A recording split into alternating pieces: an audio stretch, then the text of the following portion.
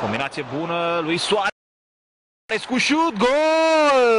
Excepțională execuția lui Luis Suarez. Faza a fost foarte rapidă, au accelerat în apropierea careului advers cormoranii. Aici se vede clasa unui super jucător precum Luis Suarez. Ce gol frumos marchează Suarez, ce frumoasă combinație însă.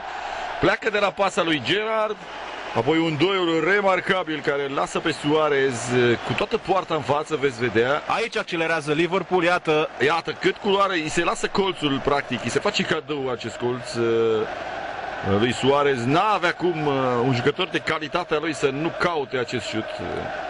Evident, nu mulți probabil că ar fi găsit colțul lui Suarez, nu face parte din categoria fotbaliștilor mediocri. Bucuria lui Dalglish. Liverpool își dorește 2 trofee și combinația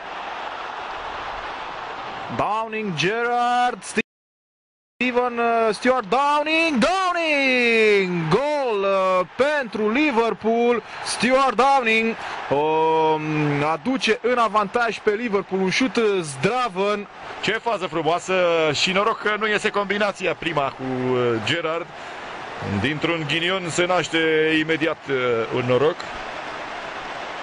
Frumos ce a făcut Downing această fază. Iată-l, culoar, încearcă aici să combine. Ba nu, i-a ieșit, am avut senzația că a vrut să-i paseze. I-a așezat bine mingea. Am avut senzația că a vrut să-i paseze lui Gerrard într-o primă fază și că Gerrard i-a venit mingea un pic în spate, însă nici vorbă. Steven Gerrard, contribuție mare a lui la această fază. Evident, însă marele merită are Downing, care își face mingea mai departe, parcă l-a văzut pe Messi în acțiunile lui de la Barcelona. Ce frumos l-a evitat pe Shawcross. Asta spuneam acum cât